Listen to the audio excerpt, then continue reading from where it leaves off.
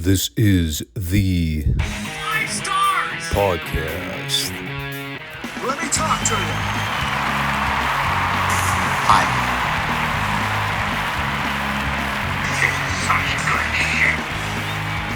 So, what do you guys want to talk about?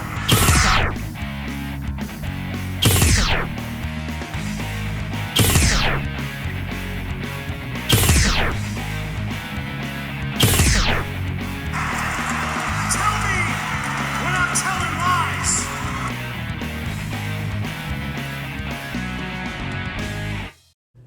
Thanks, guys. Back to you. It's another early recording session here. I'm going to see how this goes with pushing back my recording times earlier for the Monday show.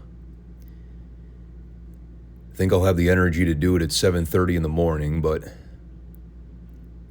it's not ideal. It's going to cut into laundry time.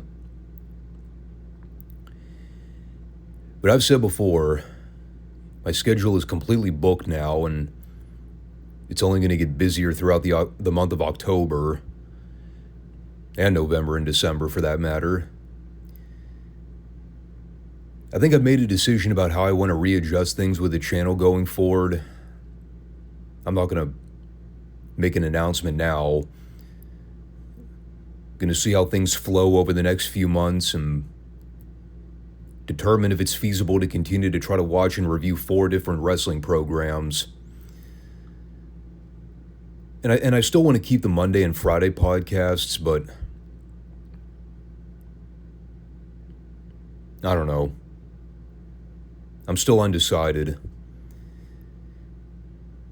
There's a lot I have to say about how things have changed on these YouTube and Rumble platforms lately. It's a topic that's going to require some long-form discussion, which I unfortunately don't really have time for right now because I have to be in Cleveland at 9:45 and want to try to give myself enough prep time to get out the front door. Plus, it's move-in day. Getting the keys to the new castle today. Yeah. Been a long time coming. Thankfully, we've only got Retro Raw to review this week. It's the 5 Starr Wrestling Report podcast for new and returning viewers. Make sure you subscribe, comment, and give the show a like for me. We are the wrestling channel nobody knows but everyone needs. Monday and Friday podcasts here on YouTube and Rumble. The classic wrestling discussions that we all need in order to keep our passion alive for an already oversaturated, watered-down, miserable modern product. I don't care what organization you're talking about. WWE, AEW, TNA, Ring of Honor, MLW. It all sucks a massive throbbing schlong. But that's why I do what I do. Bringing the wrestling culture a retro deep dive on the classics. Running on 4 years strong. And I'm trying to do it while we still have access to the video library on Peacock. That's another discussion that needs to be had once all that content gets erased from Peacock in 2026. For now, though, let's get into Retro Raw here and see what they had to offer on this banner 1996 episode. And I had a mini heart attack on Friday night when I got home from work. I was like, shit. Am I supposed to be reviewing the In Your House pay-per-view this weekend? Then I double-checked the date. It's next week. So thank God I didn't have to try to cram in Your House and the Clash of Champions 8 this weekend. I don't think I would have had time. That wouldn't have even been feasible unless I stayed up until like midnight. Which I was not about to do. But we are going to talk about the WWF's Go Home edition to the pay-per-view. a piss-poor attempt at actually generating any last-minute intrigue. I knew they were fucked when Kevin Kelly had to refer to Psycho Sid as, and this is a direct quote, this was a complete 100% Vince McMahon line. Kevin Kelly actually had to, with a straight face, refer to Psycho Sid as a mercurial mesomorph.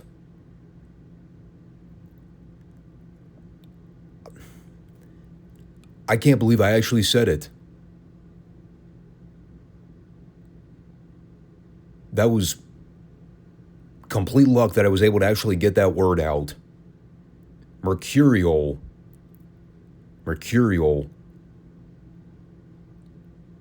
It's a word that I don't use often.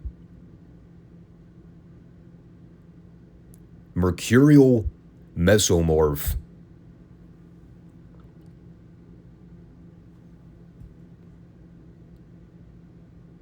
I should have turned the show off right there.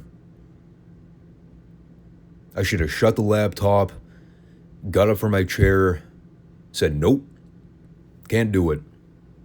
Can't go on. Did I regret my decision by continuing to watch the remainder of the program? Sure did. Just remember, though, I'm doing this all for historical sake.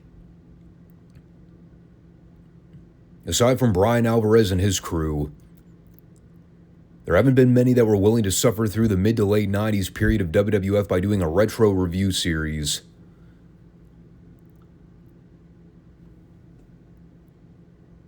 I think in essence, for me, I'm just trying to validate that I actually watched all this horse shit growing up. Like, knowing it was really bad at the time, but maybe with my adult brain later on in life, I'd actually give it some perspective and say, oh, I couldn't have possibly been that wretched.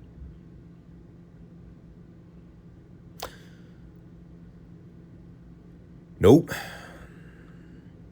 It's still pretty goddamn wretched. Speaking of wretched, the opening match this week was a good solid 4-finger stinker. It's Jake Roberts versus the debuting Sultan, with Bob Backlund on commentary and the Iron Sheik pointlessly waving the Iranian flag at ringside.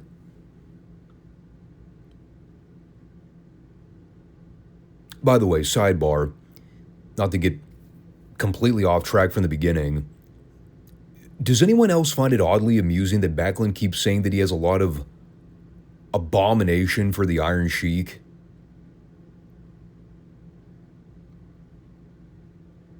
Now, obviously, in the context he's referring to, he's trying to infer that he doesn't like the Sheik because of their checkered past, going back to the early 80s.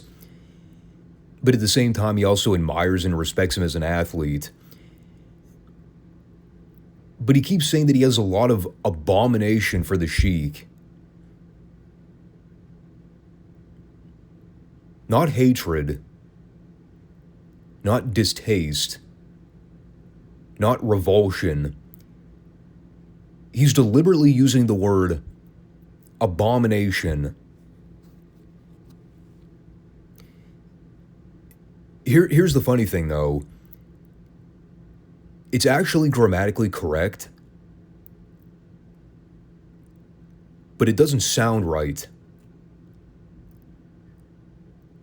When is the last time you ever heard somebody say, I have a lot of abomination for so-and-so? Anyway, we briefly talked about the Sultan gimmick a few weeks ago. One of Fatu's 97 repackages. He wasn't gaining any traction as the street-preaching, hip-thrusting babyface. So why not go in the polar opposite direction and make him a Middle Eastern sympathizer? And/or a great kabuki knockoff. I'm still not entirely sure what the hell this gimmick was supposed to be. What I do know is that the match he had with Roberts was horrible and had one of the worst finishes I've seen in a long time. I guess they told Fatu beforehand, hey, make sure you don't go out there and sell a lot. If at all. Because I'm telling you, anytime Roberts would try to take control of something or gain the advantage, Fatu did not cooperate.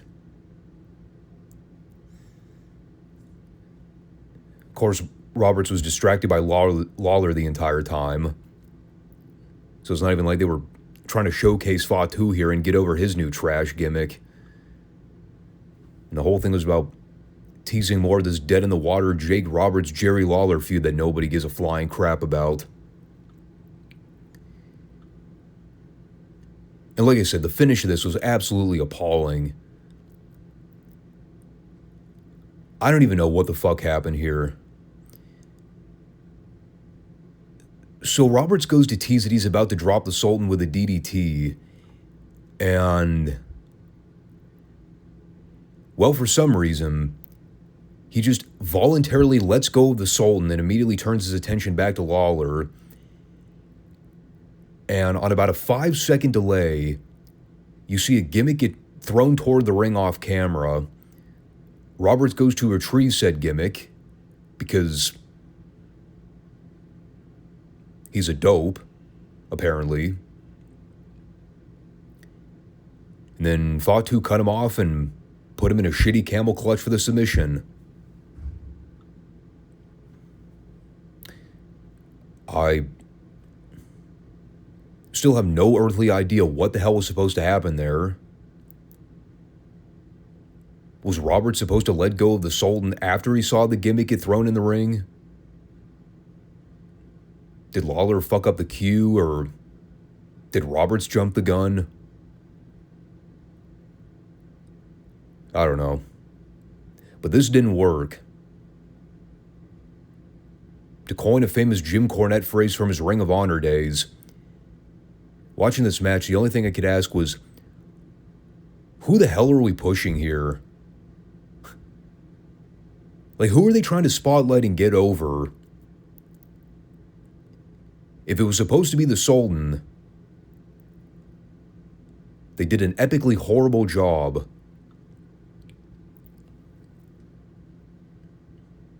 As if Fatu needs a distraction from Jerry Lawler to beat fucking Jake Roberts in 1996. I mean, no offense to Jake, but come on. The guy was barely mobile as it was.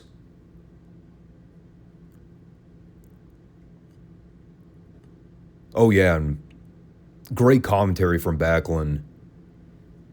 He was a real solid addition to that 3-man commentary booth. I think he might have said 1 or 2 sentences during that 5-minute fiasco. Glad he was out there. So we briefly pitched this pre-tape in the locker room with Brian Pillman and Owen Hart. And they're kind of setting the stage for the big interview on Sunday. Pillman is planning to bring back the returning Bret Hart. And, yeah, you got Owen there talking about how he and his brother are back on good terms. The family's super stoked about it. And, yeah, this is totally not all being done as a facade or anything. Of course, you had Stone Cold crashing the party to let everybody know that he's going to be there to tell Bret in person that he's the best there is. You can obviously tell the whole thing is a ruse. I'm not even trying to play spoiler for the pay-per-view because I legitimately don't remember if Bret actually made an appearance on that show. But the way they've been hamming this thing up for the past several weeks, the whole thing is obviously being done to swerve the people and get heat on the heels. Mostly as a means of getting heat on Stone Cold before Survivor Series. But it was a harmless enough segment. And then we immediately went back to the ring for this barn burner of a classic. The Smoking Guns taking on Spark Plug Bob Holly and the guy that looks like the bastard love child of Charlie Haas and Chad Gable. Still have no idea what his name is. I do not care. This is a textbook case of the WWF saying, how much can we possibly detract from the match by showing action that does not directly pertain to the match?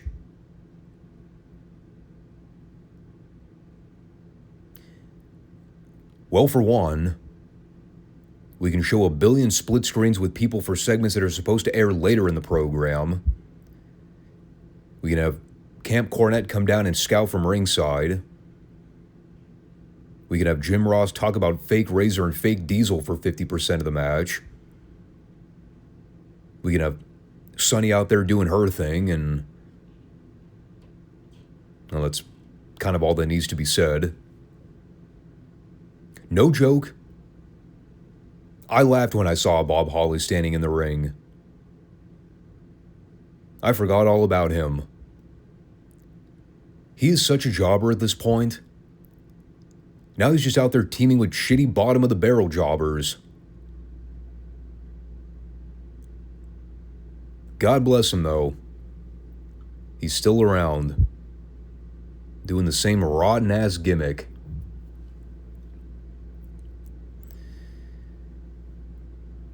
So the Guns did a bunch of boring heat spots. Then Charlie Gable legitimately fucked up a hot tag to Bob Holly by missing the tag so badly that even Lawler had to call him out. So Holly made a cold comeback on the champions. There was a distraction spot which led to Holly getting crushed on the top rope by Sunny. And well, the Guns hit their finish on Holly for the visual pin, but then Owen got on the apron to run a distraction while the Guns actually had Holly pinned. Why they didn't just continue to pin him, your guess is as good as mine. All I know is that Billy slapped a bottle of water out of Owen's hand, and then Bob Holly ran up from behind and Sunset pinned Billy for the 3.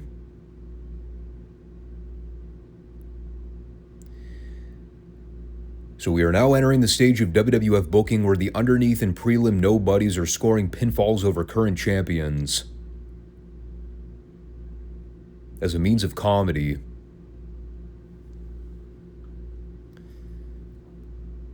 Yeah, just tell me the belts don't matter without directly telling me the belts don't matter.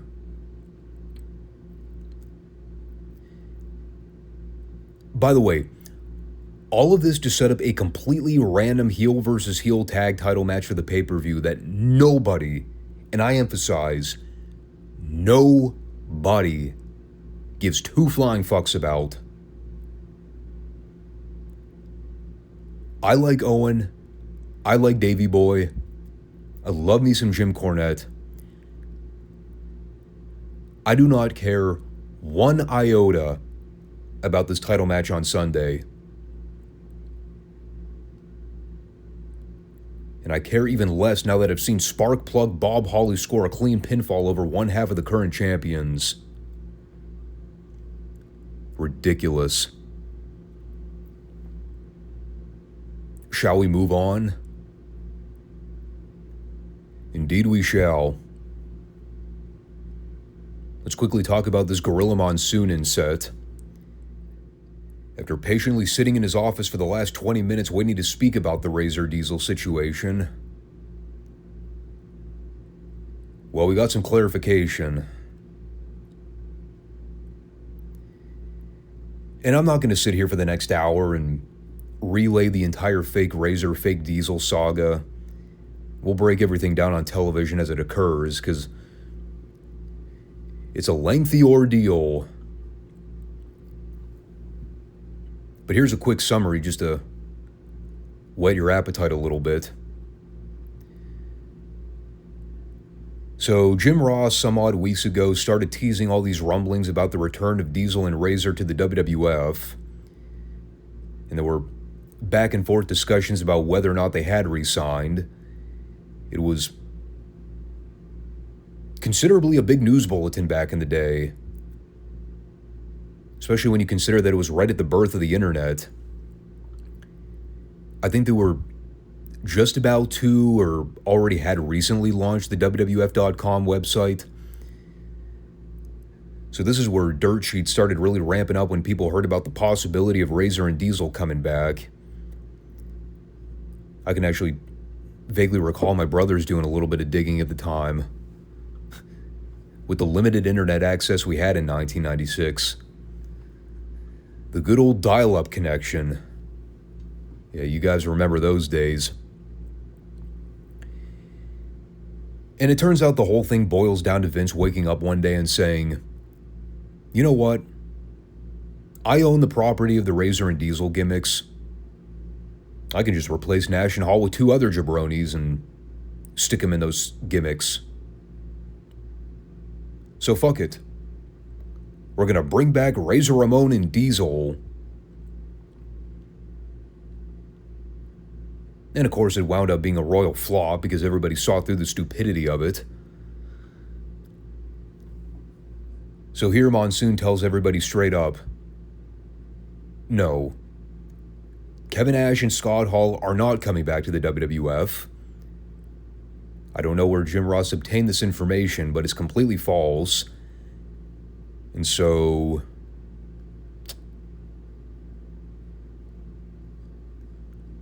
well, that was it. It was literally done to set up a Jim Ross heel turn. Because that was what we needed to see in 1996. Let's construct this ridiculously convoluted storyline about bringing back 2 guys who were clearly still under contracts to the opposition, knowing well and good that we were going to look like jackasses by false advertising 2 of our biggest stars in the last few years, while, mind you, also advertising 2 of the current biggest stars in WCW at the moment. All of that to set up, actually to tease, a Jim Ross heel turn.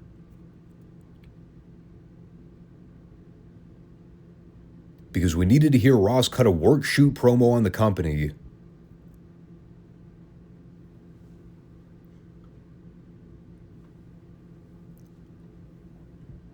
Do we want to blame Russo now or let it play out first? From there, we pitch back to the ring where Lawler was in the middle of interviewing Jim Cornette and Vader. And we all know the current situation Jay sees in. He's got Jose Lothario in the ring and In Your House, on top of all the other stuff he's juggling at the moment. Not the least of which is stress and lack of sleep. But yeah, he's going to wrestle the 130-year-old Jose Lothario. So they do this deal where he's talking about how Vader's been training him, getting him physically prepared to do battle with this broken-down fossil.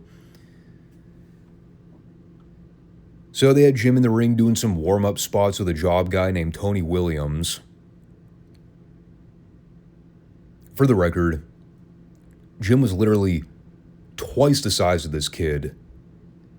He was huge. I forgot how heavy Jim was in the late 90s, but he had to have been at least 240 by this period. My God. And now I see why he likes making fun of Paul Heyman these days.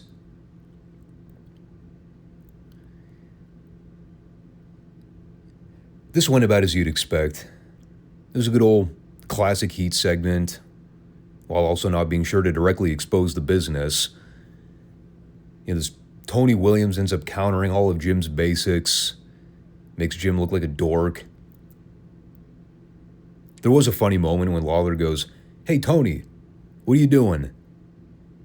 Very faintly you hear Tony respond, "I'm countering his hold." And Lawler goes, "Nobody wants to see you counter Jim's holds. They want to see Jim train." Epic.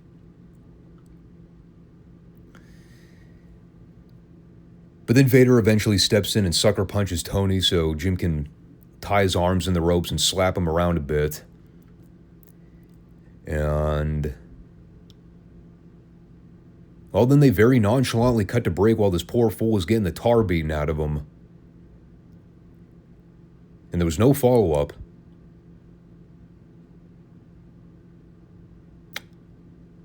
So, sucks to be Tony Williams. I did like how Vader just kind of stood around in the background while JC was getting his ass handed to him. And he only stepped in after Tony had Cornette on the mat in a side headlock. Hey, you got to give him a chance. Let Corny try to fend for himself before the big guns step in. That was some tough competition he had.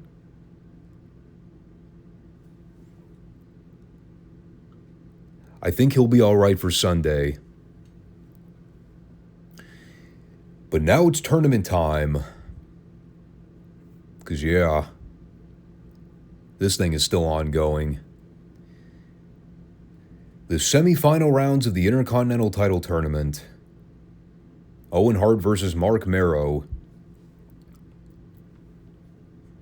And here we also learn that Pat Patterson is going to be officiating the finals of the IC title tournament. Pat's going to get down and dirty with the boys next week on live TV. Yeah.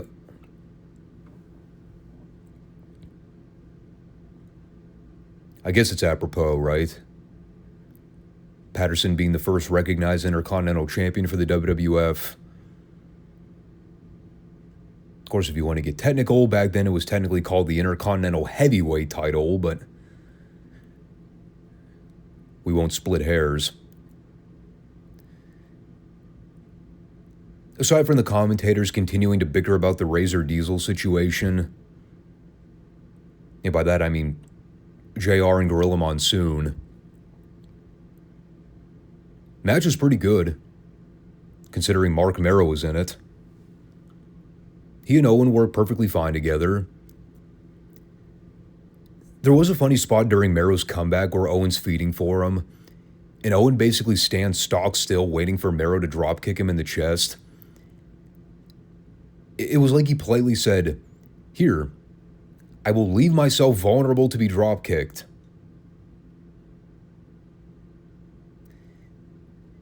And it eventually led to Owen trying to use the cast on Merrow, which, well, he effectively did. But Merrow kicked out before 3. So while Owen and the ref were going at it, Merrow just picked up Owen's fake cast and clocked him over the side of the head with it. Right in front of the ref. And he counted the 3 for Merrow anyway.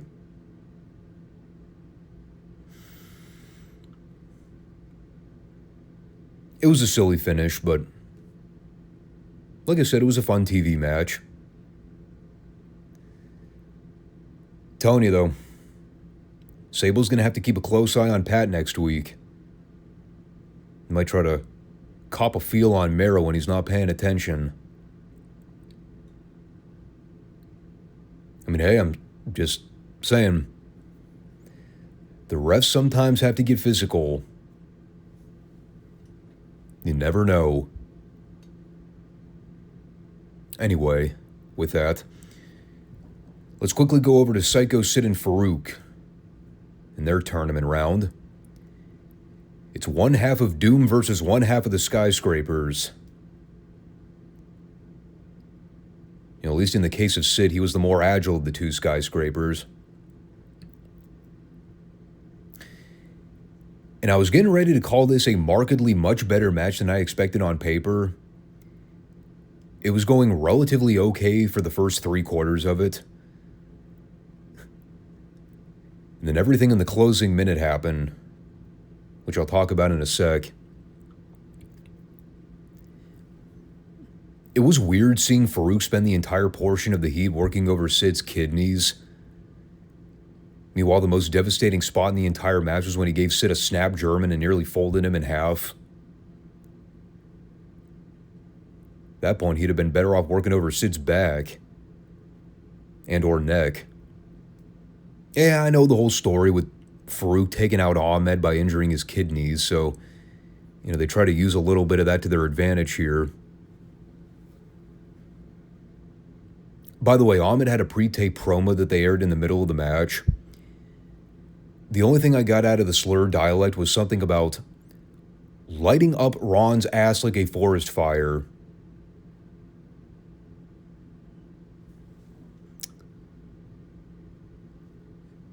Kinky.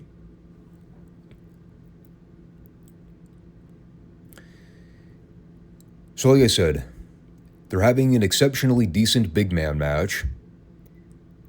They get to the spot where Sid reversed a Dominator attempt and chokeslams Ron. And, well, here's what happens. Sonny hits the apron for the distraction. Ron goes out and grabs a chair. And this is where things completely fell off a cliff. So Ron hits Sid over the back with a chair.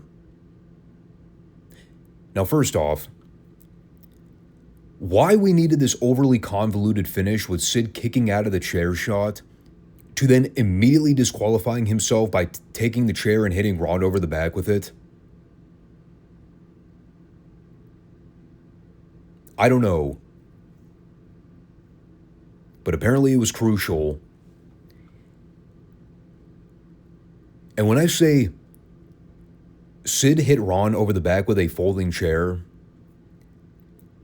I left out a key verb in that sentence. He failed to hit Ron over the back with a chair.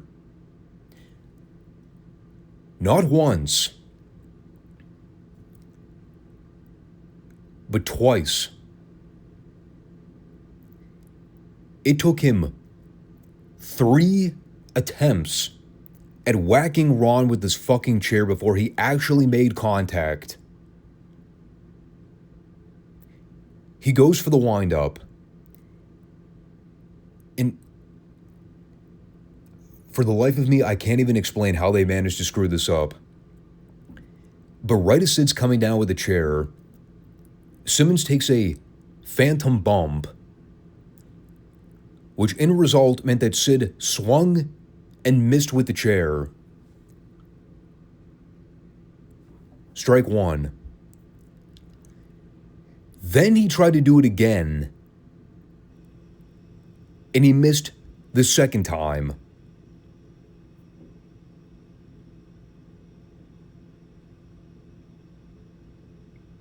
So in actuality, they both fucked the spot up.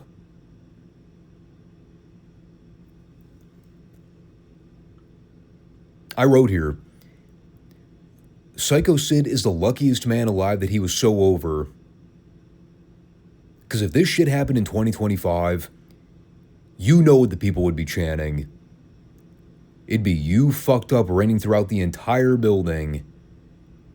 They would not have given 2 shits that it was the babyface's fault.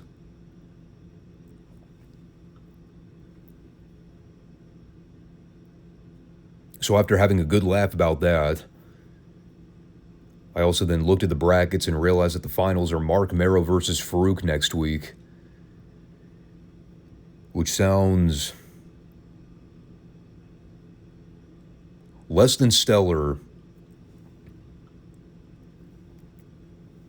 I think Owen Hart was the rare oddity that managed to get something passable out of Merrow for a change. Highly doubt Ron Simmons is going to be able to do the same, but we'll see.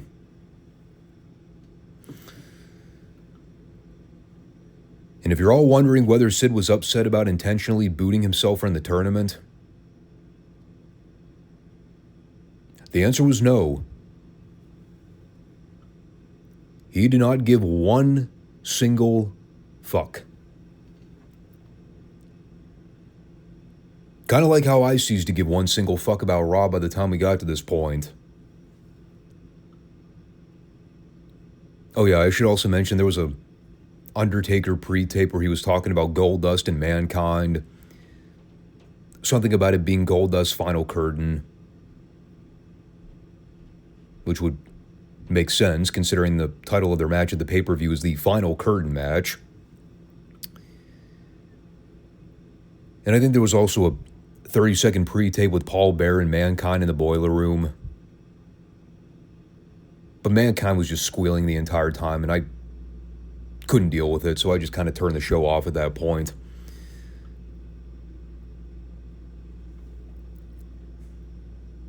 I don't know what else to say. It was a go-home show. And they barely even mentioned the fact that Mankind is wrestling Shawn for the title. They're already looking past that and preparing for Taker and Mankind in the Buried Alive match. We at least got some good wrestling this week. And you know, as dismal as a lot of these shows are, you can still see a few pockets of incoming great content for the following year. You get the rise of Steve Austin, Bret Hart coming back, the continuation of the Taker Mankind program. So there are streaks of good things happening, but as an overall package, God, these shows are hard to watch. It's still not as bad as 95, but it's still not much of an improvement. But next week we'll have plenty of WWF content to go over. So get ready for that. And as far as the Friday show goes, we're going to have three segments this week. An actual true 3 segments. Because we have the Clash of Champions to talk about, and we'll have Mid-South and world-class programming. And like I said, I'll make an announcement later on in the fall about how I'm going to kind of change things around next year with the channel. You know, again, factoring in that a lot of this content's not even going to be watchable once they get all the video library off of Peacock. I'm still not even entirely sure what I'm going to have access to. So I'm just kind of planning for the worst at this point. I know for a fact I still have access to the retro WWF content. WCW, same thing. Mid-South, I think a lot of that library is still up illegally on YouTube. But it's sort of a crapshoot. So I kind of have to sit down and figure out how I want to modify things, which I've done plenty of times. If you've been watching this channel for a long time, you know that I'm prone to change things a lot. So, just giving a heads up. Anyway, I got to get going here, so I'm going to come back later this afternoon to edit this and get it uploaded, and I still have to watch world-class programming, so got a lot to do, but take care, everybody, and I'll stay posted. Peace out.